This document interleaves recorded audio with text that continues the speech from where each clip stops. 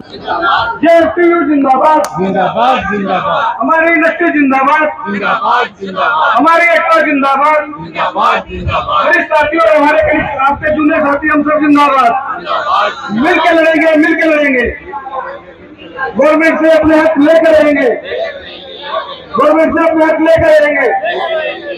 जेएसटीयू जिंदाबाद, जेएसटीयू जिंदाबाद। Thank you sir.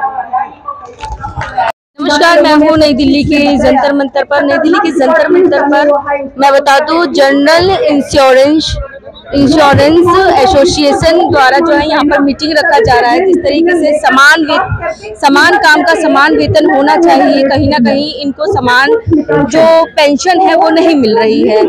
इसी को लेकर के तमाम जो कर्मचारी हैं यहाँ पर जो सेवा निवृत्त हो चुके हैं, वो लोग यहाँ पर धरना प्रदर्शन कर रहे हैं। आइए जानते हैं सरकार के समक्ष ये लोग क्या मुख्य मांगे रख रहे हैं। सर, आपका परिचय जानना चाहेंगे। मैं Ashok Malhotra, United Indian insurance company से रिटायरी हूँ और लुधियाना को बिलोंग करता हूँ। आज हमारा ऑल इंडिया बेसिस पे ये धरना, जिसमें सारे हिंदुस्तान के आपने देखा कि बैनर्स लेकर साथ में लोग आए हुए हैं जो रिटायरीज हैं, पेंशनर्स हैं, और वो सभी यहाँ पर, क्योंकि हमारी पेंशन जो है वो 1995 की स्कीम है, उसमें आज तक कोई भी अमेंडमेंट, कोई भी वही जो बेसिक चली आ रही है वही हमें मिल रही है, उसमें कोई बढ़ोतरी नहीं की। हालांकि सेंट्रल गवर्नमेंट में हर 5 साल बाद एक इंक्रीज मिलती है, हमारे को वो भी उपलब्ध नहीं है। और बात करें सर, जिस तरीके से आप लोगों को जो पेंशन है वो कम मिल रही है ना सर, आपकी पेंशन में बढ़ोतरी नहीं हो रही, इससे आपके परिवार पर कितना फर्क पड़ रहा होगा? आज का लिविंग स्टैंडर्ड देखिए कि हमारा सर्विस के टाइम में जो सैलरी मिलती है, पेंशन जब हम पेंशन पे आ जाते हैं, अपना प्राइम टाइम गवर्नमेंट को दिया है, जब पेंशन पे आ गए तो उसमें हमारे पास कोई इतनी फाइनेंशियली उपलब्ध नहीं है। तो इसके कारण हमारा जो रोष है ये सभी रिटायरीज में है। और मेन हमारा एक और मुद्दा है, वो है फैमिली पेंशन का। अगर किसी पेंशनर की डेथ हो जाती है तो उसके स्पाउस को जस्ट 15% पेंशन मिलती है। सेंट्रल गवर्नमेंट ने अपने सेंट्रल डिपार्टमेंट में, सेंट्रल गवर्नमेंट ऑफिस में, वहाँ पे 15 को 30% कर दिया, बैंक्स में भी 30% कर दिया, और हमारे को वो 30% का बस एश्योरेंस दी हुई है, लेकिन दिया नहीं अभी तक। तो वो हमारा मेन मुद्दा है, क्योंकि उसमें बेसिक का सिर्फ 15% मिलता है। आप देखिए, जिस एम्प्लॉय को अगर 50,000 या 30,000 रुपया पेंशन मिलती थी, तो उसका जस्ट 15% अब स्पाउस की डेथ होने के बाद मिलेगा।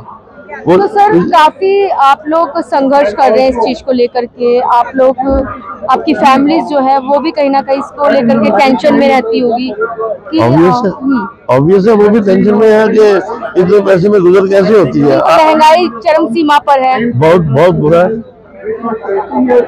कैरी ऑन सर, जारी रखिए। वो तो हर आदमी फील करता है कि ये हमारे साथ क्या ऐसा बेइंसाफी हो रही है। जो हम अपने प्राइम टाइम में जो उम्मीदें बनाई थी, वो रिटायरमेंट के बाद वो उम्मीदों पर पानी फिर गया। सर, क्या कुछ कहना चाहेंगे आप सरकार से? क्या कहना चाहेंगे? हमारी सरकार से यही रिक्वेस्ट है कि हमने अभी तक देश की इंश्योरेंस कंपनीज की तन मन धन से सेवा की है, अपना ब्लड एंड वाटर जो भी है हमने पूरी तरह से हमने निछावर किया है, बेस्ट से बेस्ट दिया है। तभी तो करोड़ों रुपए का बेनिफिट हुआ है सरकार को। जो 200 करोड़ में 1972 में नेशनलाइज हुई थी, तो 200 करोड़ की पूंजी थी।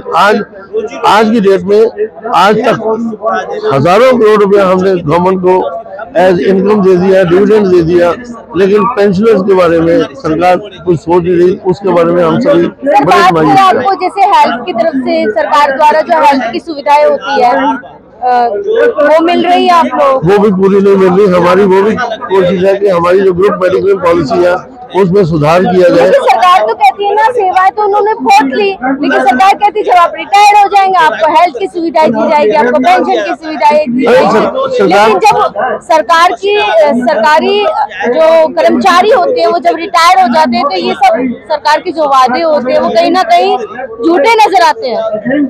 उसमें पूरी तरह सच्चाई नहीं है। हम भी ये कहते हैं कि हमारी जो मेडिकल लिमिट है वो उसको अपर किया जाए। हमारा मेडिकल क्लेम पॉलिसी जो है वोट हमारा, लेने के लिए जब सरकार के जो भी है के नुमाइंदे आते ही हैं सर, वो तो सभी प्रतिनिधि जगह आते आते हैं, हैं, वो सभी प्रतिनिधि तो ये वादे करते हैं कि हाँ आप लोगों को जो है रिटायरमेंट के बाद ये दिया जाएगा, आपको हर चीज की सुविधा दी जाएगी, लेकिन वोट लेने के बाद फिर उनका वही चीज हो जाता है। ऐसे है कि हमारा फ्रंट जो है ना वो पॉलिटिकल फ्रंट नहीं है, हमारा तो एक पेंशनर का है, इसमें आप देख रहे हो कि सभी 60+ हैं, सीनियर सिटीजन सभी बैठे हुए हैं। तो आप जो यहाँ पर आज बैठे हैं सभी राज्यों से आए हैं? सभी राज्यों से आए हैं, सारे प्रतिनिधि आए हैं, मेन प्रतिनिधि आए हैं। हमारा नेक्स्ट प्रोग्राम जो है, अगर सरकार को अभी हम धरना अपना वो देने के लिए गए हैं, ज्ञापन देने के लिए अभी गए हैं, सौंपेंगे आज वो मिनिस्ट्री ऑफ फाइनेंस में गए हैं, अभी with in half an hour they will be returning back. तो अगर वो पोजीशन बताएंगे सरकार यदि से, आपकी मांग सरकार फुलफिल नहीं करती है तो आपके नेक्स्ट स्टेप क्या होंगे, अगले कदम क्या ऑब्वियस है हमारा नेक्स्ट स्टेप जो होगा वो हंगर स्ट्राइक का अभी फाइनल नहीं किया, मतलब भूख हड़ताल रिले हंगर स्ट्राइक होगी। अब इस एज में अगर हम भूख हड़ताल तो पूरी तरह रख भी नहीं सकते, सीधी बात है। बिल्कुल बिल्कुल, आप सीनियर सिटीजन है, हमारी भी देश के प्रति भी हमारी रिस्पॉन्सिबिलिटी है, हम ऐसा नहीं चाहेंगे, पर गवर्नमेंट को भी हमारा उस नाते सोचना चाहिए जिस नाते हमारे जो विचार है कि यही हमारा भारत सरकार आगे बढ़े, फूले फले, हमारी भी आजादी का अमृत महोत्सव मनाया जा रहा है। बिल्कुल। और यहाँ पर जो है आप लोगों को पेंशन के लिए जो है भटकना पड़ रहा है। हमारे को भी उस अमृत महोत्सव में अमृत का कुछ टेस्ट करवाया जाए, हम तो तभी मानेंगे ना। आपको लगता है यदि आपकी मांग सरकार नहीं मानती है तो 2024 में जो चुनाव आ रहे हैं लोकसभा के, क्या वोटों का नुकसान हो सकता है सरकार को? देखिए निराशा तो होती है, मन में फीलिंग तो आती है, ऐसी बात नहीं है, लेकिन हम जैसे मैंने पहले भी कहा हमारा कोई राजनीतिक फ्रंट नहीं है, हर एक की अपनी अपनी इच्छा है। हम नहीं, आप लोग तो सभी एक संगठन में होंगे ना सर, तो आप लोग के साथ आपके परिवार के लोग भी होंगे, आपके रिश्तेदार भी होंगे, तो कहीं ना कहीं वो लोग आपका समर्थन तो करते होंगे। हम भी सामाजिक प्राणी है, समाज में रहते हैं, हमारे को पूछा जाता है कहाँ जा रहे हो, हम जा रहे हैं जंतर मंतर बात पे। समर्थन में है आपके साथ, आपके परिवार के ऑब्वियस होंगे, उनको पता है कि हम कोई इतना कोई गलत स्टेप को लेंगे नहीं, हम भी जायज मांगों के लिए गवर्नमेंट को रिक्वेस्ट कर रहे हैं।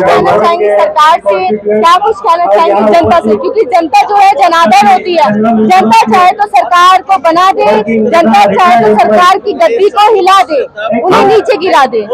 हमारा तो गिराने का किसी का मकसद नहीं है, हमारा तो ये रिक्वेस्ट है कि जिस तन्मयता से हमने नौकरी की है, हमने सेवा की है, सरकार को तन धन से सेवा की है और करोड़ों रुपए का लाभ दिया है, उसमें कुछ अंश जो है पोस्ट रिटायरमेंट हमें साथियों को सभी को मिलना चाहिए। यानी कि जो जनता की बात करेगा, जो कर्मचारियों की बात करेगा, जो पेंशन की बात करेगा, वही सत्ता पे राज करेगा। करना तो उसी को हक तो उसी को बनता है, हक तो उसी को बनता है, लेकिन इस बारे में और भी सीनियर बैठे हैं सभी।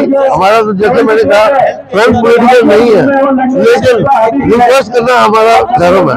हम रिक्वेस्ट करते हैं जिस तन्मयता से हमने काम किया उसी तन्मयता से गवर्नमेंट की रेसिप्रोकल बेसिस पे हमारी सपोर्ट करे। मैं अशोक मल्होत्रा, लुधियाना। यहाँ पे क्या है? मैं लुधियाना से प्रतिनिधि आया। ठीक है सर, धन्यवाद। देखिए कुछ और सीनियर सिटीजन हमारे साथ जुड़ चुके हैं जो कि पेंशन्स की मांग कर रहे हैं और कह रहे हैं कि पेंशन सरकार देती तो है लेकिन उसमें जो बढ़ोतरी होती है वो कहीं ना कहीं नहीं हो रही है। कुछ ऐसा ही है सर, आपका परिचय जानेंगे, introduction. I am coming from Odisha to this place to protest against our All India call in Jantar Mantar. जे हम लोग का मांग है सरकार खान से, जे हम लोग का फैमिली पेंशन बढ़ाइए, हम लोग जरा अच्छा से देखिए, इसीलिए हम लोग का ऑल इंडिया बॉडी का ये से हम लोग इधर सब आया across the country, Kerala, Bombay, Calcutta, Orissa, सब जगह से आया, आंध्र प्रदेश, सब जगह से आया, तो हम लोग का मांग को फुलफिल करने के लिए।